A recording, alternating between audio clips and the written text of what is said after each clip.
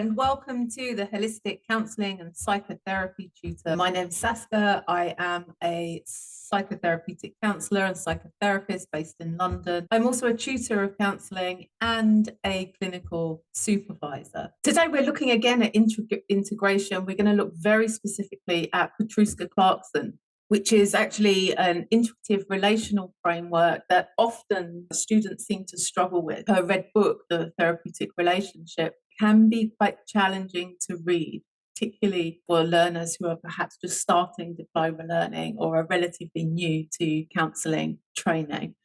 But we're going to start to look at some of the key concepts underlying it. We'll take a little look at Petruska Clarkson, who she was, what she was about, because I think there's very little information known about her. And we'll be taking a little look at the 5 relationships and giving the kind of basic overview of Petruska Clarkson and her 5 relationship framework. So when we're thinking about integration, research really is showing at the moment, we look at people like Lambert and Lambert, that regardless of theoretical modality, research is continuously demonstrating that it is the quality of the therapeutic relationship between the therapist and the client, which is the greatest precursor to change. Now, perhaps Petruska Clarkson was a little bit before her time with her understanding of all of this, because she really did see clearly the commonality between all purist theory. And she understood that it was the relationship between the client and the therapist that was the most significant and the most important factor.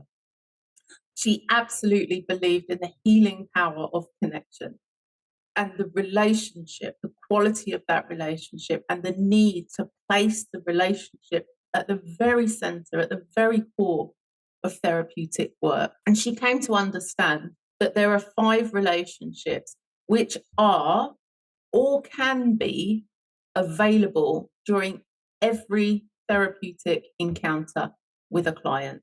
So let's kind of rewind a little bit. Let's think a little bit about Petruska Clarkson, who was born in South Africa in 1947, and she studied there, becoming the first TA teacher in South Africa. She was throughout her life a staunch advocate for minority groups, including the LGBTQI+ community.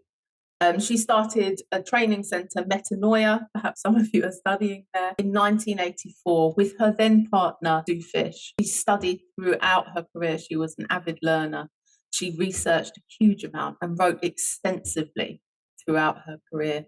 She actually produced over 150 published articles. And if you check out Google Scholar, if you have kind of access to journal articles, you will find 150 published articles by Petruska Clarkson.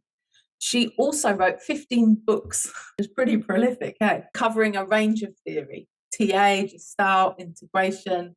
She was quite a phenomenal writer. She also held 2 doctorates. She was deeply emotionally affected by the sale of Metanoia and her relationship breakdown with Sue Fish in 1993. She went on after that to marry a human rights lawyer and artist, Victor Ketter, and spent a lot of time trying to sue Metanoia. There was a lot of drama going on there.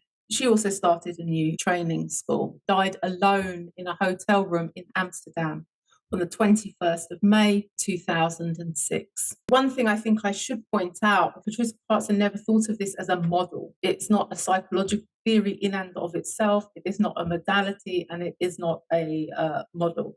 She really saw this as a relational framework. So when we're thinking about the 5 relationships, it's like a relational framework. She described the 5 relationships almost as kind of playing keys on a piano. They're all kind of available and able to be played during each therapeutic encounter.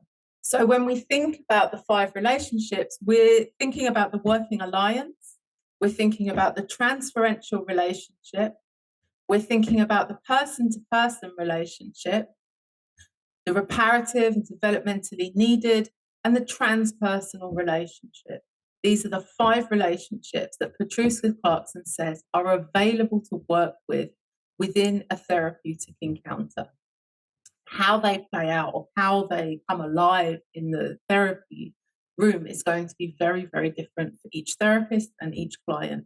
If you've been practicing, if you're on placement, you'll know that actually each relationship is so unique. you're never the same therapist with every single client. Every client is unique, every client is different, and how we respond and interact and the relationship that is captured between therapist and client equally is unique. It's different. It's very live. It's very hard to kind of reduce human connection into a fixed model or a fixed space.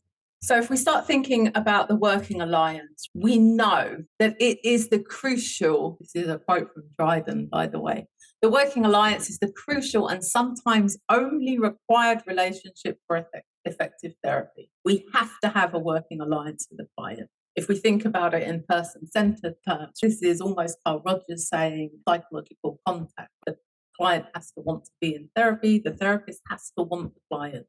That first core condition, psychological contact. So Bodin in 1987 says the therapeutic alliance is the powerful joining of forces which energizes and supports the long, difficult and frequently painful work of life-changing psychotherapy. Bodin, who I'm sure many of you have learnt about, differentiated kind of thought about the working alliance in terms of goals, bonds and tasks. 3 aspects to this working alliance.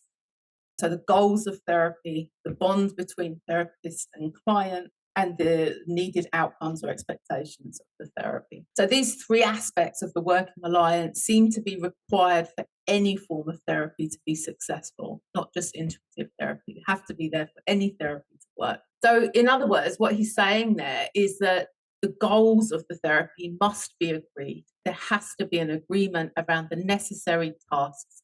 There also needs to be a personal bond, a therapeutic relationship, a bonding that goes on between therapist and client. So there are other studies, I think, around that are emphasizing the importance of other kind of common factors for therapy. And these include the significance of the early stages of therapeutic work, the development, how do we build and develop this working alliance with clients, and the client's ability to form that kind of relationship with us as the therapist. So in one study, for example, Sloan in 1975, patients actually listed the significant factors for success of therapy. And they firstly described the therapist's personality as being important. Then they described the therapist's grasp of the problem, how well they felt the therapist understood their presenting issues and what they were bringing to therapy. And equally, they then started to describe the importance for them of kind of encouragement and how that therapist had helped them to understand themselves, to gain insight and awareness to themselves. So we see that these things are all very, very important in that kind of working alliance, that kind of fundamental foundation of a therapeutic relationship. So amongst other common factors that are frequently studied have been those identified by person-centered school. These are the necessary and sufficient conditions for patient personality and change. So we have to start thinking when we're building this working alliance with clients, we're thinking about accurate empathy. We're thinking about basically the necessary and sufficient conditions. We can literally go back to Carl Rogers for that. So we're starting to think about the necessary and sufficient conditions for patient personality change, accurate empathy, positive regard, non-possessive warmth, congruence and genuineness, all very, very, very important to connect. All schools of psychotherapy, I think, don't quote me on that, accept the notion that those core conditions, or certainly notions related to them, are important for significant progress in psychotherapy. And in fact, they are fundamental in the building or formation of a working alliance in therapeutic work. So those conditions, Carl Rogers was absolutely spot on. They are necessary for therapeutic work. So in kinship terms, if we're thinking about the working alliance from a kind of different perspective, the relationship of working together with a client can also almost be likened to the relationship perhaps between cousins. So according to Kidd, that's 1988, when we're thinking about the word cousins, we might also think about aunt, uncle, niece, nephew. You know, it's kind of familial, but one step removed. So it's meant to convey this kind of metaphoric distance. So there's a closeness, there's a familial closeness, but equally a metaphoric distance from the family of origin. It's different to parents and siblings. but still there is this kindred loyalty to each other's welfare, so that it's possible to have a blend of subjective altruism and an objective capacity that help to make that relationship constructive. We are invested in our clients' well-being, have that loyalty, we have that desire to help, but equally we're holding an objectivity to it. We're not so emotionally invested that the relationship becomes not constructive. So we're in it, but we're also objective within that. So I hope that makes sense. This is the working alliance and how we start to build the importance and significance of working alliance. And it's the one relationship out of all of the 5 relationships that actually really does need to be present. And it needs to be present regardless of whether you're integrating or not, regardless of modality. So Petruska Clarkson really saw this as the kind of foundation, the fundamental need to have a solid working alliance with a client. And what we need to be aware of is that we're taking care of this working alliance in the therapeutic relationship, and that we are addressing any ruptures that occur with the goals, bonds, and tasks of therapy as they arrive, so that we can maintain and keep this working alliance throughout the entirety of a therapeutic relationship with the client. Hoping that's making a little bit of sense. In this video, we've been talking a little bit about Petruska Clarkson. We've been talking about the working alliance. We've been looking at some of the common factors in integrative therapy. I hope you've enjoyed watching. The next video, we're going to be looking at transference, the transferential relationship.